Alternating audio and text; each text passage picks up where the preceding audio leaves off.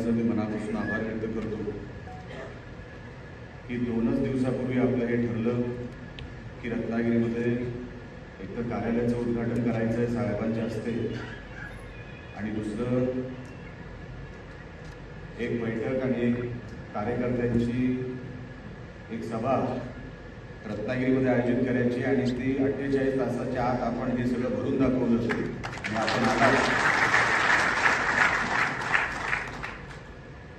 कारण का पाऊस पण भरपूर आहे, शेतीचेही दिवस आहेत आणि तरी आपण सगळे आलात त्याबद्दल प्रथमच आपल्या सगळ्यांचे मी आभार व्यक्त करतो। राणेसाहेब आज खासदार म्हणून आपल्या रत्नागिरीमध्ये आलेले आहेत, पण मला जेव्हापासून साहेबांनी खासदार म्हणून शपथ घेतली किंवा 4 जूनला जेव्हा रिझल्ट निघाला, मी खरं सांगतो राणेसाहेब तुमच्यापेक्षा मलाच खासदार झाल्यासारखं वाटतं।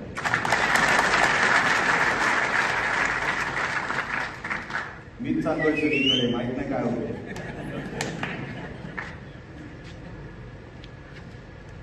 ज्या कॉन्फिडन्सचा उल्लेख आता राजेशजींनी केला, खरोखरच जी प्रतीक्षा होती मागच्या 10 वर्षाची आणि जो कंटाळा आलेला माहिती आहे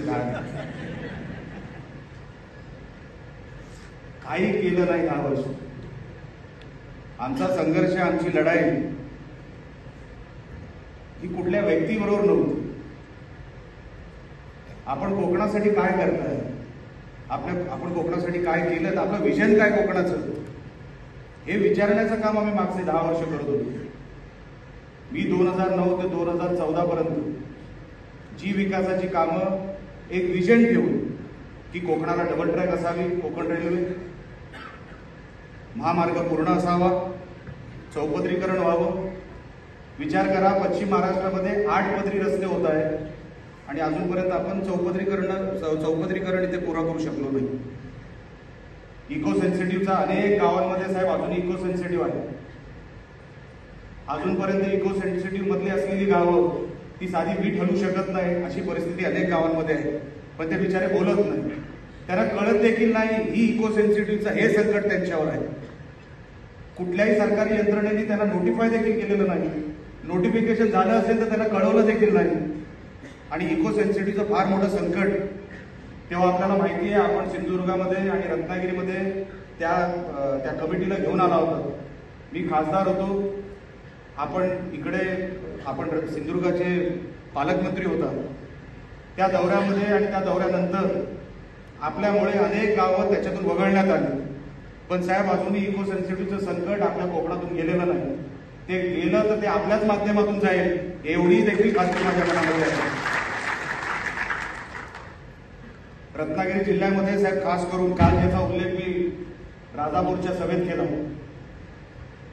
की साहेब रिफायनरी सारखा प्रकल्प आपल्या रत्नागिरीमध्ये यावा, आपल्या जिल्ह्यामध्ये यावा। तो विरोध का झाला, कसा झाला अख्ख्या महाराष्ट्राला माहिती, अख्ख्या कोकणाला माहिती, पण जर आपल्याकडे प्रकल्पच आले नाही साहेब, तुम्हाला चांगलं माहिती आहे की माझा पराभव का झाला असेल। पहिल्यांदा जेव्हा 2014ला जेव्हा माझा पराभव झाला, मी हरलो ठीक, मोदी साहेबांची लाट होती ठीक, सगळं ठीक आहे, सगळं मान्य आहे, पण त्या जैतापूर अणुऊर्जामुळे आपण ज्याची सुरुवात केली, आपण एकदा ठाम राहिलो की नाही हा प्रकल्प इथे आला पाहिजे, हा लोकांच्या हिताचा प्रकल्प आहे, 1 लाख कोटीच्या उलाढाल असलेला प्रकल्प आहे, आपण त्याच्यावर ठाम राहिलो, आपल्या विरोधात वातावरण गेलं तरी आपण भूमिका नाही बदलली। पराभव समोर दिसत होता, आम्हाला माहिती होतं की काय होणार आहे, तरी देखील माझा मुलगा निवडून येईल नाही येईल, इकडच्या कोकणातल्या मुलांना नोकऱ्या मिळायला पाहिजे ही भूमिका साहेबांनी घेतली। तिकडे माझा पराभव झाला, जैतापूर अणुऊर्जा प्रकल्प परत गेला, ठीक आहे, लोकांना मान्य नव्हता, तेव्हा मी बोललो होतो आपल्याला जर तो मान्य नसेल तर गेटवर पहिली लाथ मारणारा हाच निलेश राणे तुमचा खासदार असेल, पण पराभव झाला त्याच्यानंतर तो प्रकल्प परत गेला, काही हरकत नाही। त्याच्यानंतर साहेब अनेक प्रकल्प इथे यायची, अनेक प्रकल्पांनी इकडे प्रयत्न केले। आयलॉक कंपनी आली होती, पहिला रिफायनरीचा प्रकल्प हा नाणारला होणार होता, नाणारला झाला नाही, त्याच्यानंतर आता बारसूला विरोध झाला। साहेब असे आपण विरोधाला बळी पडत राहिलो। मी मागे त्या बारसूच्या त्या ह्याच्यावर गेलो, बारसू गावामध्ये, तिथे सॉइल टेस्टिंगचं काम सुरू होतं आणि तिथे अचानकपणे काही माता भगिनी तिकडे जमल्या. त्यांनी सांगायला, मी गाडीत होतो आणि मी निघत होतो, अचानकपणे 150-200चा मॉब होता. बाजूच्या कुठल्या गावातून त्या महिलांना तिकडे आणण्यात आलं. ते कोणी आणलं वगैरे आज सांगायची भूमिका आज माझा तो विषय नाही. त्यांना तिकडे आणलं गेलं आणि आणल्यानंतर त्यांना फक्त सांगितलं, तुम्ही समोर फक्त गाड्यांच्या समोर बसायचं. मी त्यांना विचारलं, काय त्याच्यामध्ये काय पुरुष कार्यकर्ते होते. मी विचारलं, भाऊ काय झालं, कशाला थांबवताय? माझ्या गाडीमध्ये प्रमोद जठार होते. मॉब असा समोर बसलेला होता. मी जठार साहेबांना सांगितलं, साहेब ही आपली लोक आहेत, आपल्या कोकणातली लोक आहेत, यांच्या समोर जायला कसली भीती, गाडीतून उतरा, त्यांच्या समोर उभा राहिले. त्याच्यानंतर तिकडे वाद झाला. असं टीव्हीवर दाखवण्यात आलं, असा काहीच वाद झाला नाही. बिचारा सगळ्या माता भगिनी ज्या काय बोलत होत्या त्या टीव्हीवर आलंच नाही. त्या सगळ्या सांगत होत्या की आम्हाला असंच पाहिजे, आम्हाला तसं पाहिजे. मी एकदा गावात येतो, आपल्याला समजवतो. जर तेव्हा आपल्याला मान्य नसेल, परत आपण एक बैठक घेऊ, पण मी तुमच्या गावात येऊन बैठक घेणार. तुम्ही इकडे उन्हात आला, तिकडे आलात, असं नका करू. तुम्हाला आणलं कोणी? मग मला तिथून कळलं की त्याच्यामध्ये षडयंत्र कसं होतं. त्यांना आणलं गेलं. मुंबईतला कोणतरी ठरवणार की कोकणामध्ये प्रकल्प आले नाही पाहिजे. ज्यांच्यावर केसेस झाल्या ते अर्धे लोक मुंबईतले होते, एनजीओ वाले. त्याच्यामध्ये एक इकडचा आमचा राजापूरचाच होता, जे झाडावर बसून वगैरे भाषणं द्यायची, माहिती आहे ना. त्यांनी स्वतःचा पक्ष काढला.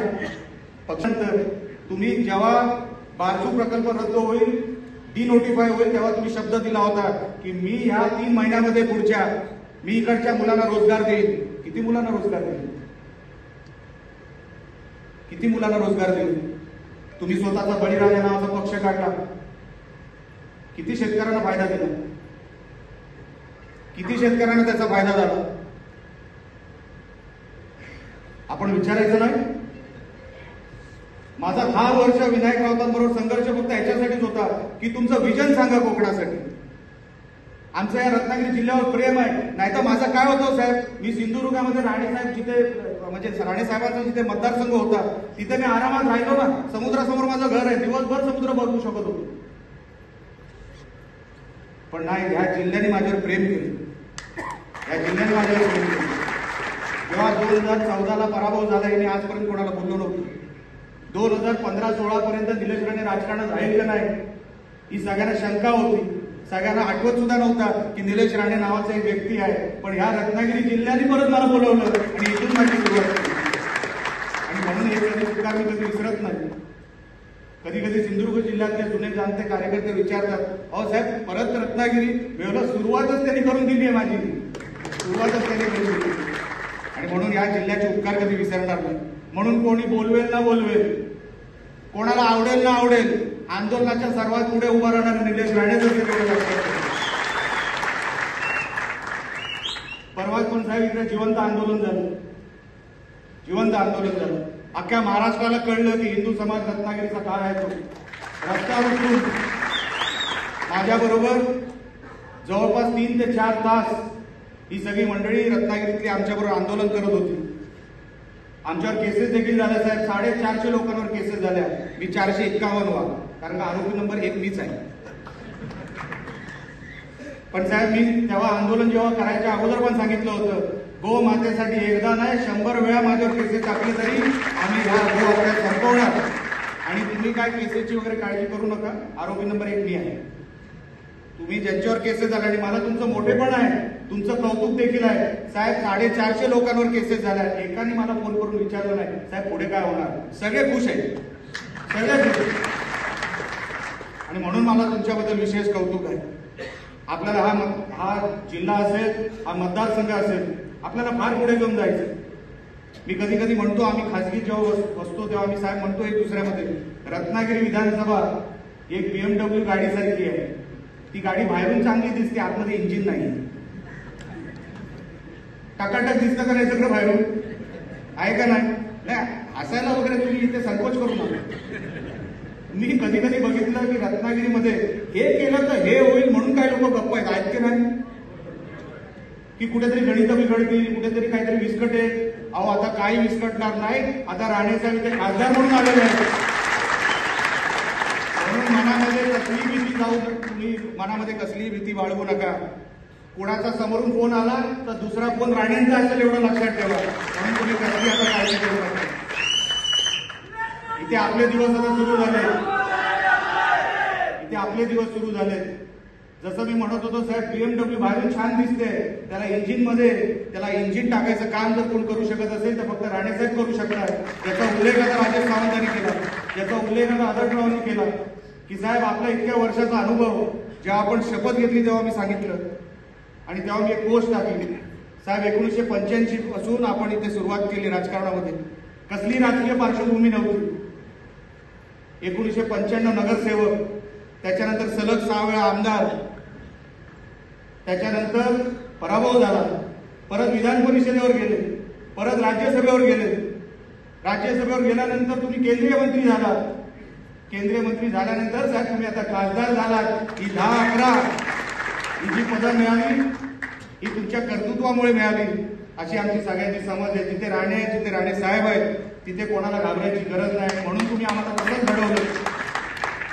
तुम्ही आम्हाला तसंच घडवलं. म्हणून तुम्ही कसलेही येणाऱ्या काळामध्ये तुम्ही कसलीही भीती मनामध्ये ठेवू नका.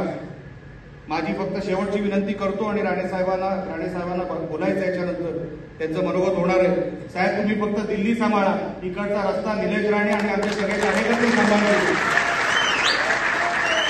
तुम्ही दिल्ली सांभाळा साहेब. तुमची आता उंची इथपर्यंत गेलेली आहे की खालचं सगळं काय आम्ही बघून घेऊ आणि इकडचे कोण कोण आहेत त्या सगळ्यांना मी बघून घेणार, सोडणार कोणाला. कारण का तुम्हीच आम्हाला शिकवलंय की सोबत कोण असतो त्याच्या पलीकडे जाऊन तुला हरवलं कोणी, तुम्हाला हरवायचा प्रयत्न कोणी केला त्याच्यावर तू नजर ठेवून राहा. माझी नजर आहे, सोडणार नाही. चिपळूण पासून सुरुवात केलेली आहे.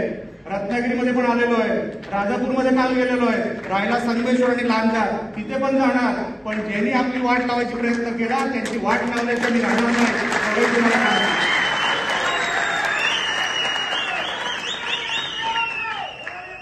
आपण नाही सोडणारं रक्त नाही आपली. म्हणून तुम्ही काही गोष्टी निलेश राणे जे करतोय तुम्ही दुर्लक्ष करा, कानडोळा करा, काही हरकत नाही. तो करतोय ना करू दे. म्हणून तुम्ही दिल्लीत राहताय, चकाचक दिल्लीमध्ये. इकडे आम्ही चकाचक करतो का नाही बघा. हा 5 वर्ष मतदारसंघ साहेब असा तुम्हाला बांधून दाखवेल. मी त्या पोस्टमध्ये पण लिहिलंय साहेब हे 5 वर्ष लोकांनी आपल्याला सेवेसाठी दिले. तुम्ही निवडून आलेला आहात. आदर्श मतदारसंघ कसा असतो या येणाऱ्या 5 वर्षामध्ये आपण दाखवू. देशाला दाखवू की लोकसभा मतदारसंघ हा कसा असतो. सेवा करायची इच्छा आहे, सेवा करायची आपल्याला इकडे लोकांनी संधी दिलेली आहे. मी परत एकदा आपल्याला सगळ्यांचे मनापासून आभार व्यक्त करतो. कुठे मतदान राहिलं असेल राजेश सावंत ते आपण भरून काढू. आता तुम्ही मैदानात आलेला 24 तास तुमचाही फोन चालू ठेवा बस.